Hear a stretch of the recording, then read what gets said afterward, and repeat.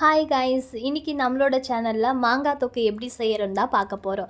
ஆக்சுவலாக அந்த மாங்காய் தொக்கு எங்கள் அம்மா தான் செஞ்சாங்க. ஸோ அவங்க எப்படி செய்கிறாங்கன்னு உங்களுக்கு சொல்கிறேன். ஃபஸ்ட்டு நல்ல காயான மாங்காய் எடுத்து நம்ம எப்படி கேரட்லாம் சீவுவோமோ அதே மாதிரி நீங்கள் துருவிக்கலாம். அதுக்கப்புறமா நல்லா காஞ்ச மிளகாய், வெந்தயம் இதெல்லாம் எண்ணெயில் போட்டு வறுத்து எடுத்துக்கோங்க. அதுக்கப்புறமா அதே பேனில் எண்ணெய் ஊற்றிட்டு கடுகு உளுத்தம் பருப்பு போட்டு தாளித்ததுக்கப்புறமா நம்ம ஆல்ரெடி துருவி வச்ச மாங்காய் இருக்கும்ல, அதை நீங்கள் போட்டு நல்லா வறுத்து எடுத்துக்கோங்க. கொஞ்சம் ஆயில் எக்ஸ்ட்ரா ஊற்றிக்கோங்க.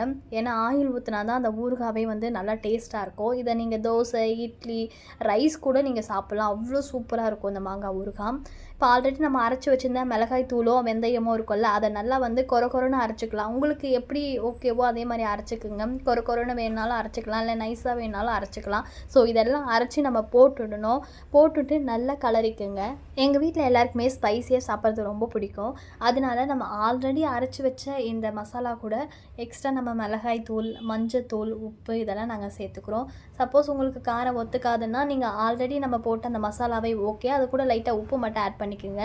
இப்போது இந்த ஸ்டேஜில் நல்லா மிக்ஸ் பண்ணி விட்டுக்குங்க. ஃபஸ்ட்டு இருந்த கலரும் இப்போ இருக்கிற கலரும் நல்லாவே சேஞ்ச் ஆகும். அதே நேரத்தில் எண்ணெயும் பிரிஞ்சு வரும். அந்த ஸ்டேஜில் நீங்கள் ஸ்டவ் ஆஃப் பண்ணிவிட்டு நீங்கள் சர்வ் பண்ணி சாப்பிட்லாம். அவ்வளோ சூப்பராக இருக்கும் இந்த மாங்காய் ஊறுகாய். இதே மாதிரி நம்மளோட சேனலில் நிறைய வீடியோஸ் வந்துகிட்டே இருக்குது. சப்போர்ட் பண்ணுங்கள் கைஸ். பாய்.